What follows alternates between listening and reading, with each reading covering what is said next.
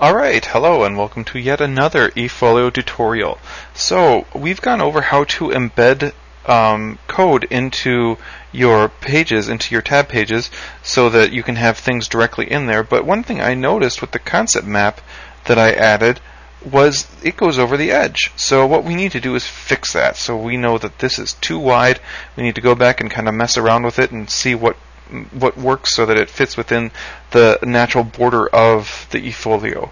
The next thing we need to do is, I notice here, what I'd like to add a little break between the frame of the concept map embedding and the photo movie, and then I'd like to add another little break right down here at the in between the stuff that the reflection piece that I added for the photo movies and then the movie itself. So what we're gonna do is go to the site administration page, and we're going to edit the EDHD 5007 in the Showcases Technology. I'm going to click Edit on that. And then remember that you can't see the code when you initially go on there. You get the what you see is what you get editor. So what we need to do is switch to HTML mode. So now here we are in HTML mode with all little codes. And here's the content for the concept map. And then here we have the code for the MindMeister map coming in. And we knew that was too wide. So what we're going to do is look for anything within this little part for MindMeister about the iframe and whatnot. You're going to look for anything that says width. So here's the 600 width. We're going to change that to 550 just to see what it looks like. And then down here where it says width, we're going to change that to 552 just to make things consistent, and it tends to work better.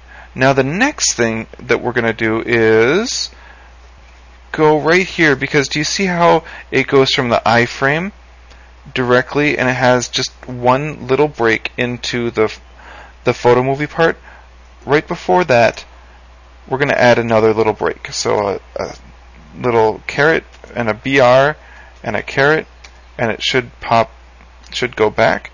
And so now there's two breaks in front of the iframe.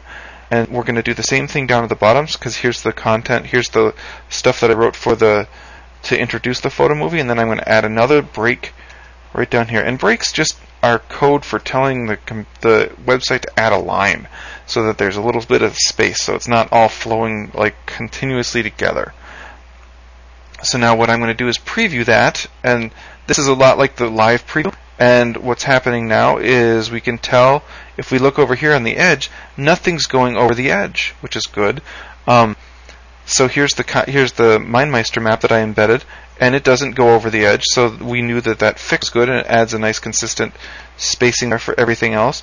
And then up here we have a nice little break between the MindMeister map embedding and the photo movie, the label, and then also down here for the between the paragraph that I wrote and the movie.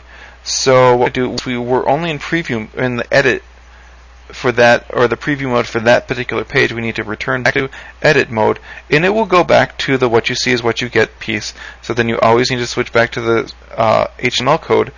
And I just like to make sure that things stayed, that the changes I made were still there. So we can see the width now is still 550. The width here is 550. There's the break there, and the break that I added is right there, as well as the break is right down here between the paragraphs for the photo movie and the photo movie embedding itself. So now, to make it stick, we click Finished, and now we're going to go to the live site, and I'm going to, here's the problems we had with the over the edge piece. So I'm going to click 5007 to refresh it, and it's now refreshing. And the page is, you can see the frame to go over the edge down here, and we have our code. So all the changes we made took. So that's kind of what you need to do if you find that you embed things and things don't work out.